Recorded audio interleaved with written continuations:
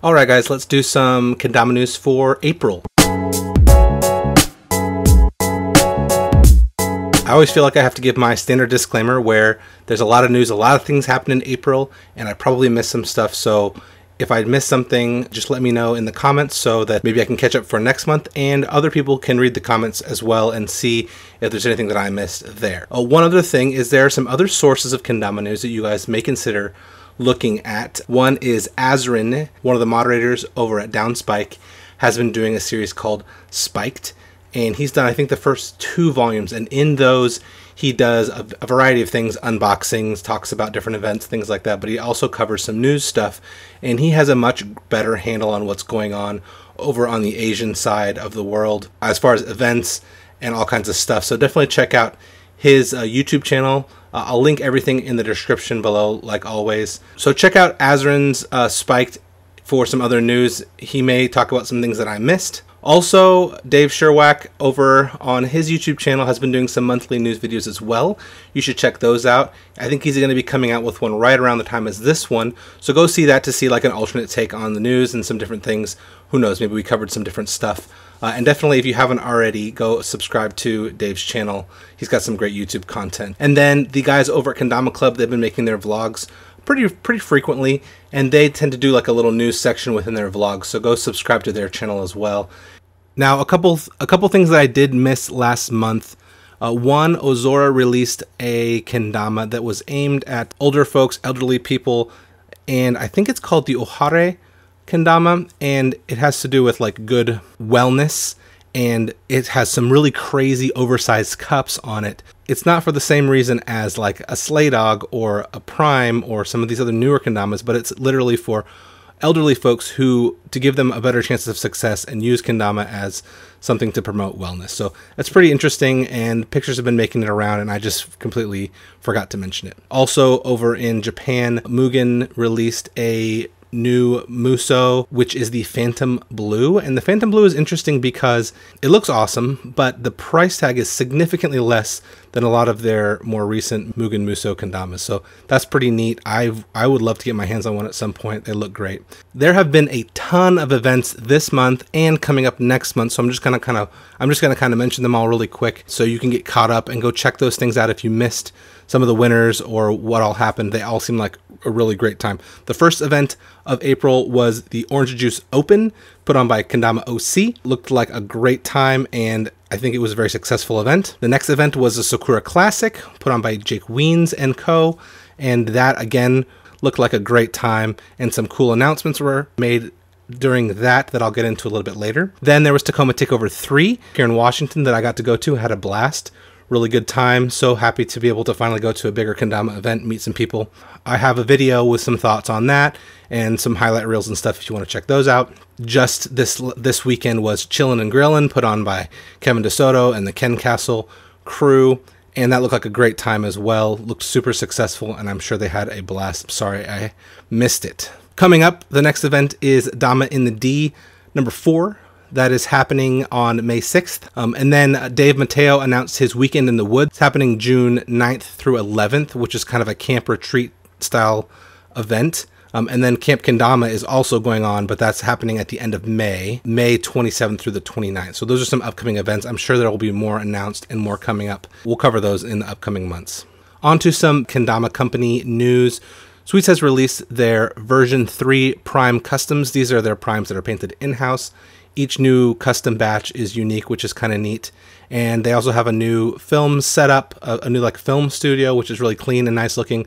So check those out. They did like an unboxing. Also, earlier in the month, they announced some changes to the next gen homegrowns to kind of improve the quality there and prevent some slipping of the cups and make sure they're really well lunar balanced, which I thought was great that they addressed those concerns right away. Kendama USA released the Craft Plus Slim kind of under the radar. There was no big announcement. I just happened to notice it on their website. It's kind of interesting how they sometimes sneak things in like that, but that looks pretty incredible. The Kaizen 2.0 and the Slim shapes are both really awesome, and the fact that they have the Slim and the plus size, the 5% bigger, looks like it'll be just a really great playing kendama. Looking forward to getting my hands on one eventually. Pineapple Kendama and Soul Kendamas just recently announced a collaboration where it's a Soul Ken and the new pineapple coconut clear paint. It's called Midnight Mist, and it looks really neat. Check out the video with Liam Router and Kevin DeSoto. It's a cool little video. Collabs are always cool. Lunatek has announced their Give-A-Dama. If you haven't seen the Give-A-Dama, it's really interesting. The first type of thing that I'm aware of in the Kendama world like this. For every Give-A-Dama that someone buys, they will donate another Give-A-Dama, the same Kendama, to some kids in Uganda. It's pretty cool and very unique, and I'm curious to see how that all works.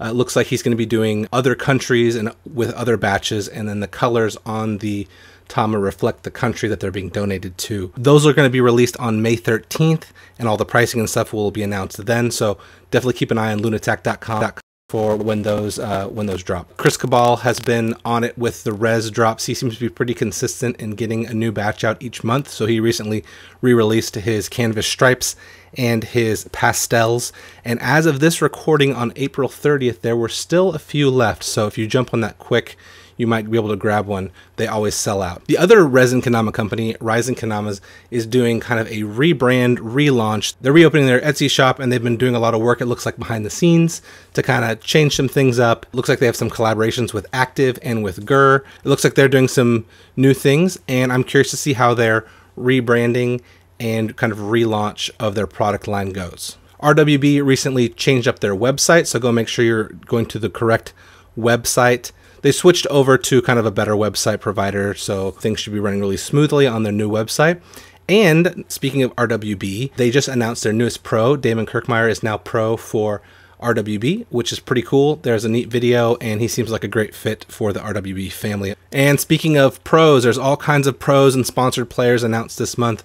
Ben Herald and Kristian Aynedter were both announced as Grain Theory pros, and they are each have their own custom pro mod, which are designed by them, completely unique shape, unique everything, really cool. Those drop on May 1st along with the pro edits for the mods from Kristian Aynedter and Ben Herald, so keep your eyes open for that. They should be out probably, if you're watching this video, those videos might have already dropped, and you want to keep your eyes out for the mods as well. Soul Kendamas made their team edit for 2017. They announced a new team, a street team, which a bunch of really great slayers on that team.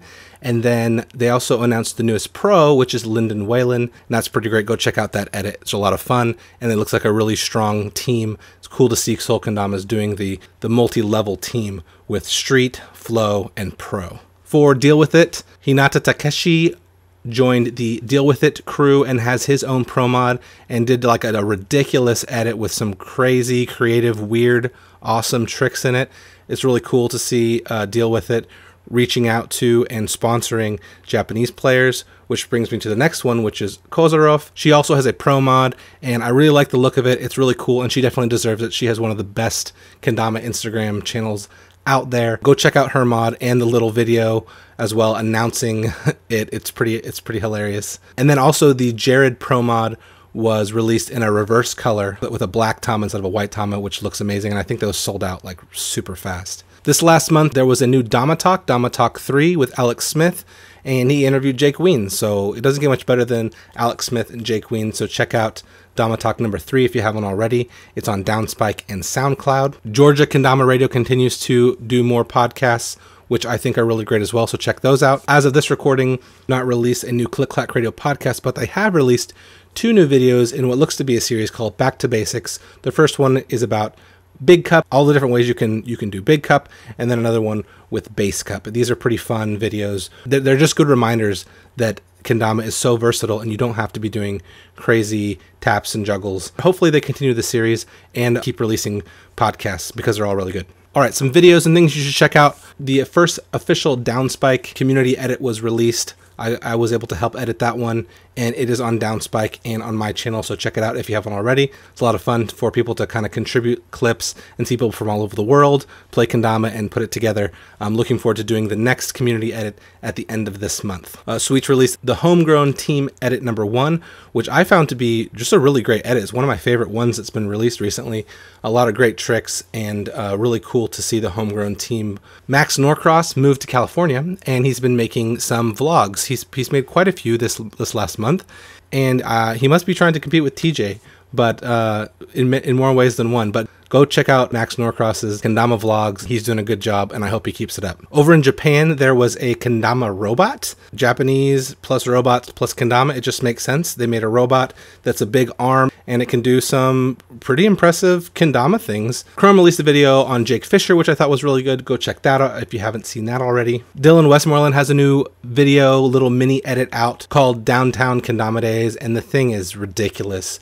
He does some just nuts tricks in it. Definitely go watch that if you haven't already. Damon Kirchmeier, a new pro for RWB, released a little video called Slightly Biased Rez vs. Rizen, which is slightly biased toward Rez, but it's an interesting video, and he does a good job putting together his videos as well, so go give that a watch. KWC is coming up in the summer, and all the tricks are out now, levels 1 through 12 now.